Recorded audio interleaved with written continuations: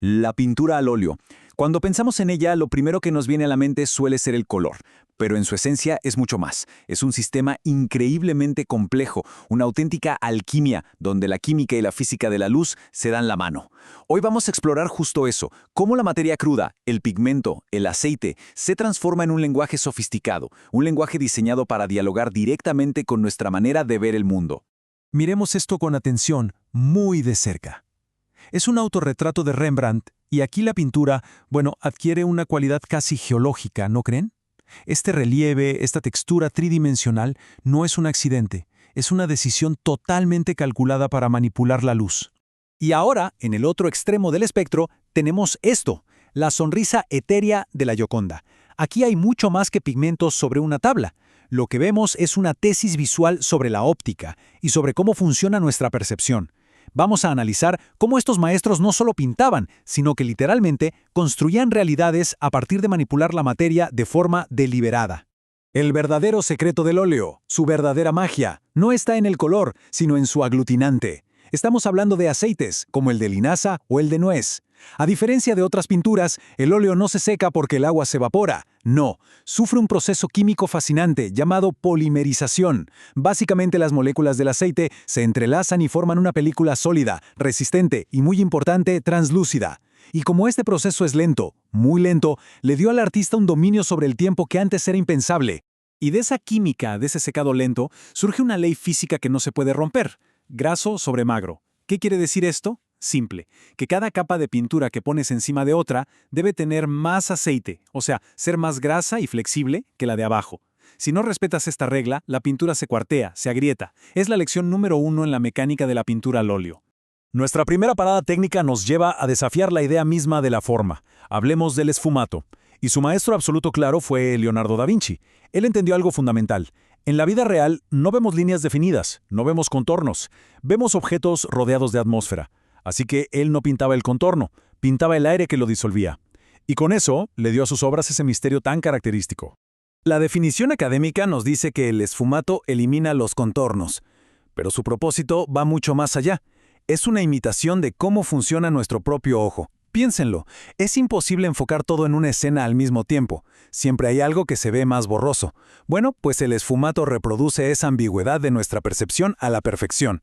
Y el método de Leonardo era prácticamente un protocolo de laboratorio. Primero, una base de yeso blanco súper pulido, el yeso, que funcionaba como un espejo interno para la luz. Sobre eso aplicaba decenas de veladuras, que son capas de pintura muy, muy transparentes. Hablamos de hasta 30 capas, algunas tan finas como una micra. Y al final, con la yema de sus propios dedos, borraba cualquier rastro de pincelada. ¡Increíble! Y aquí está la genialidad de todo el proceso. El color no se mezcla en la paleta del pintor, se mezcla en nuestro ojo. Es lo que llamamos una mezcla óptica. La luz entra, atraviesa todas esas capas transparentes, rebota en el fondo blanco y vuelve a nuestra retina. El resultado es una luz, una profundidad que es simplemente imposible de conseguir mezclando los pigmentos de forma física. Bueno, de esa disolución casi etérea de Leonardo, damos un salto a la afirmación total de la materia con Rembrandt. Si el esfumato era un susurro que disolvía la forma, el impasto es como un grito que la esculpe, dándole una presencia física, tangible, real sobre el lienzo. El impasto, en pocas palabras, rompe la idea de que un cuadro es una ventana a otro mundo. No, el lienzo deja de ser plano y se convierte en un bajorrelieve. La pintura es ahora un objeto en sí mismo, un objeto que proyecta sus propias sombras y que atrapa la luz de la habitación donde está colgado. La receta de Rembrandt era alquimia pura. Se ha descubierto que mezclaba el blanco de plomo con cosas como tiza y aceites especiales para conseguir una pasta súper densa que mantenía la forma de la pincelada. Con esa pasta, él literalmente esculpía las zonas de luz, y una vez que ese relieve estaba seco, aplicaba una capa de pintura oscura por encima y luego la limpiaba, dejando que el color oscuro se quedara atrapado en los surcos. Así creaba una topografía de luz y sombra espectacular. Y gracias a esto, la luz de la sala de exposiciones se convierte en parte de la obra. Los brillos en las crestas de la pintura cambian según nos movemos. La pintura ya no es una imagen estática, es un evento óptico que sucede en tiempo real frente a nuestros ojos. Y si Rembrandt esculpía la luz, ahora pasamos a la luz dramatizada de Caravaggio.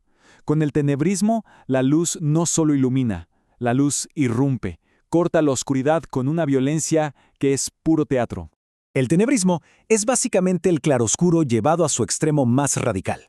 En estas obras, la sombra no es solo la ausencia de luz, no, la sombra es una presencia activa. Es un vacío del que las figuras emergen, como si estuvieran bajo el foco de un reflector en un escenario completamente a oscuras. El método de Caravaggio fue una auténtica revolución. Le dio la vuelta a siglos de tradición.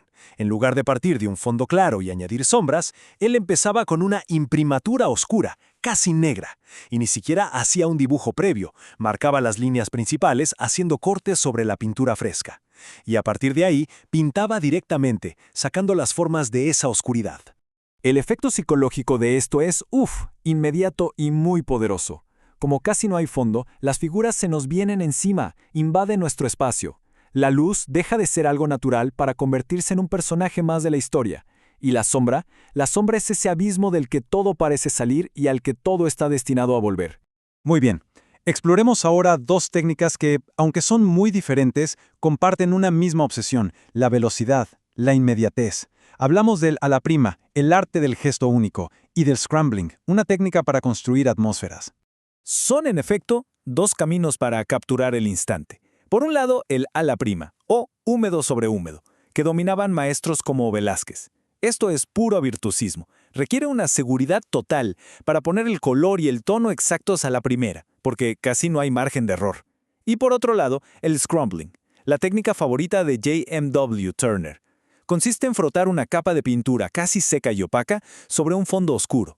El color de abajo vibra a través de la capa de arriba, creando esos efectos increíbles de niebla, de humo, de luz difuso. Y es precisamente con Velázquez con quien llegamos al gran giro de nuestro análisis. Porque con él, el foco de atención se desplaza del lienzo del artista a la retina de quien mira. Entramos, de lleno, en la filosofía de la percepción. Si nos acercamos a un detalle de las meninas, como el vestido de la infanta, pasa algo alucinante. De lejos, vemos un encaje perfecto, detalladísimo. Pero de cerca, esa ilusión se rompe. Lo que vemos son solo manchas de pintura, pinceladas casi abstractas. Velázquez no nos esconde el truco. Al contrario, lo expone para que entendamos cómo funciona el realismo. La tesis de Velázquez es, por tanto, completamente revolucionaria. La obra de arte no se termina en el lienzo. Es nuestro cerebro, nuestro sistema de percepción, el que une todas esas manchas distantes y las convierte en una imagen con sentido. El acto final de la creación no lo hace el artista, sino la persona que observa la obra. Entonces, resumiendo este viaje, hemos visto todo un espectro de posibilidades, desde la pintura casi líquida y transparente de Leonardo hasta la pasta densa y escultórica de Rembrandt, del drama teatral de Caravaggio a la síntesis visual de Velázquez y la atmósfera brumosa de Turner. Cada técnica no es solo un método, es una declaración de principios sobre cómo manipular la materia para dirigir la luz y con ella nuestra propia mirada. Lo que nos lleva a una pregunta final, y creo que fundamental. ¿Un artista es simplemente la suma de sus habilidades técnicas? ¿O es la técnica en sí misma una forma de ver el mundo, una declaración filosófica sobre cómo entender y construir la realidad? Quizás la mejor respuesta la encontramos en las palabras de Bertolt Brecht. El arte no es un espejo para reflejar el mundo, sino un martillo para darle forma.